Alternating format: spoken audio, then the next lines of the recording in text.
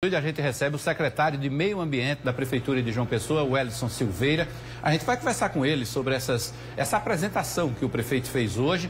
Na verdade, foi uma reunião dos secretários auxiliares, mais ou menos para alinhar, né, o discurso e as práticas, as ações, nesse sentido daquele plano de ação climática que a Prefeitura tem.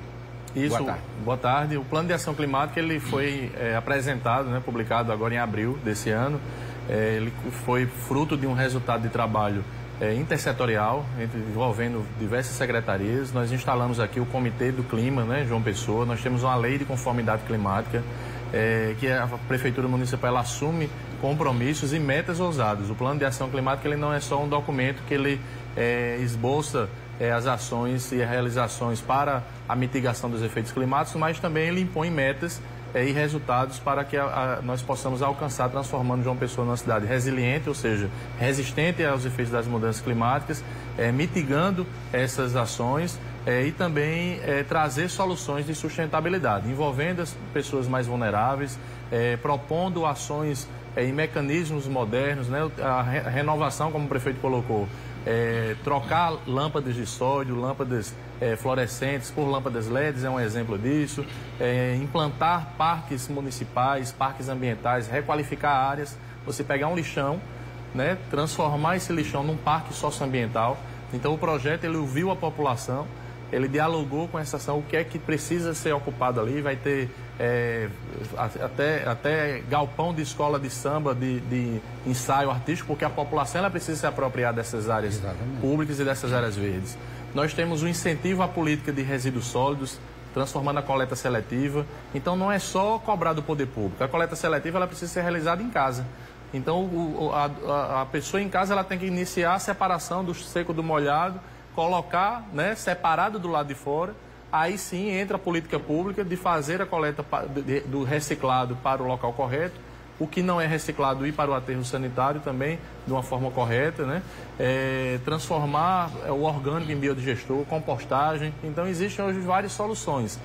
Várias ações que são realizadas pela Prefeitura de uma forma geral, elas estão, hoje nós apresentamos para a forma dela confluir, né, de uma forma de conformidade climática. Então hoje iremos para Dubai, não só para participar da COP, mas assim, além de apresentar as ações que estão sendo realizadas pelo município, também buscar investimentos, parcerias com governos internacionais, entidades financiadoras, empresários, para que a população de João Pessoa possa receber presentes como esse, o Parque da Cidade, por exemplo, que transformando um aeroclube num parque ambiental, né?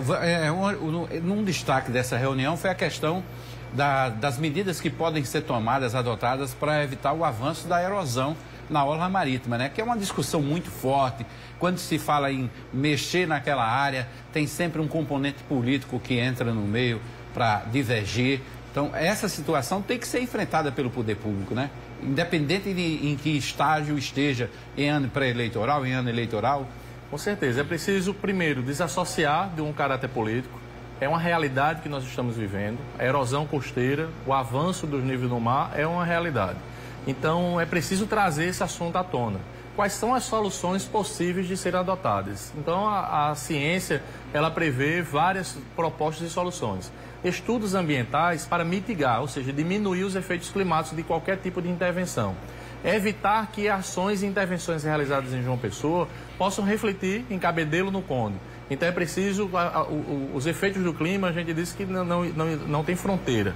Então não é tratar só João Pessoa, precisa envolver outras instâncias governamentais, a gente precisa envolver, e não adianta João Pessoa fazer sua parte sozinha. É preciso envolver governo do estado, governo federal, envolver a sociedade de uma forma geral para que possamos enfrentar problemas e trazer essas soluções de forma mais mitigadas possível, né?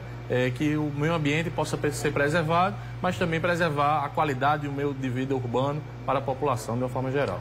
A gente está discutindo sobre o clima, pode parecer até uma discussão muito distante, né? Mas todas as instâncias de governo estão discutindo. Recentemente, inclusive, o Tribunal de Contas fez um debate sobre desertificação, que afeta, que é a prática do homem e afeta isso diretamente no clima.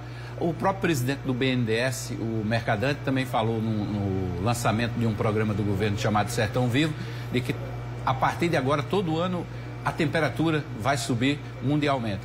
Então, ações como essa de parques lineares, onde a gente vai ter várias árvores plantadas, tal, isso faz com que haja uma mitigação, né? Uma qualidade melhor de vida. Isso. O Acordo de Paris, de 2015, firmou o compromisso dos líderes mundiais de não elevar a temperatura da Terra até 2 graus. Então, nós temos um compromisso para permitir chegarmos até 1,5 graus, porque já chegamos num ponto de não retorno que a elevação da temperatura da Terra não é mais possível ela não subir mais nada. Então, até quando podemos suportar? Essa previsão é de 1,5 graus, no máximo chegar a 2. A previsão ela é catastrófica. Então, nós precisamos trabalhar para correr atrás do tempo perdido. Então, fechar lixões, desmatamento ilegal zero, uso da terra, você fazer reflorestamento de áreas e recomposições de áreas verdes, uso de energia renovável, estímulo a isso. Mas não é só retórica, você precisa entrar dentro de uma política fiscal, por isso que os bancos têm adotado essa política também, os tribunais de conta têm se adaptado dentro dessa ação, passando a exigir dos governos municipais adaptações e investimentos de políticas voltadas a essas ações. Não é só investir na saúde é importante, investir na educação é importante, na infraestrutura é importante, mas sempre pensando no futuro. Afinal de contas, o meio ambiente, ele reflete no nosso dia a dia. Então, implantar a política de saneamento, né, evitando o despejo de esgotos contaminando os nossos rios, cuidar do resíduo sólido de uma forma geral. Então, toda essa política ela tem sido trabalhada e exigida não só por parte dos órgãos de controle, pelo poder público de uma forma geral, mas a própria sociedade ela tem priorizado esse tema. Há algumas eleições atrás, ninguém falava sobre meio ambiente, ninguém exigia do poder público conformidades climáticas, por exemplo.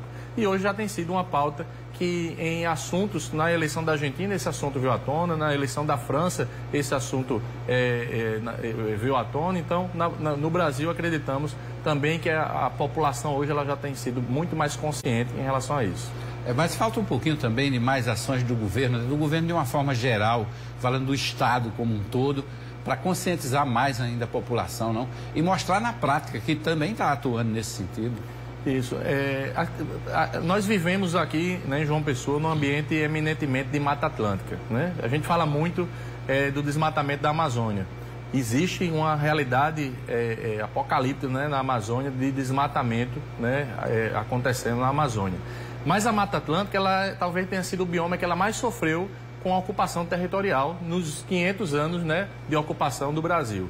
Então, nós tivemos a Mata Atlântica ela sendo ocupada para a implantação das cidades e é preciso trazer esse alerta também para que as cidades, 90% das cidades, da população vive nas cidades.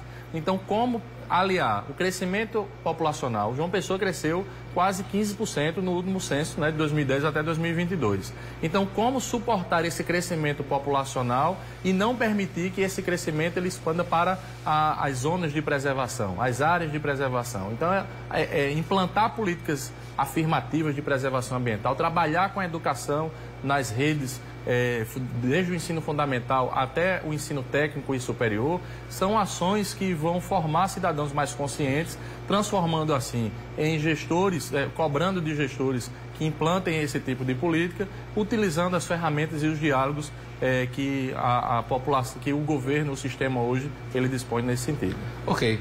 Secretário Wellington Silveira, queria agradecer sua presença, sua participação aqui. Boa viagem, né? Um bom retorno aqui dessa COP28. Traga novidades para a gente aí. Com certeza, eu agradeço o espaço. Pretendemos voltar, né? Além com a bagagem, com novidades aqui de investimentos para a nossa cidade e para que a gente possa transformar cada vez mais João Pessoa numa cidade sustentável, verde e com um crescimento econômico sustentável.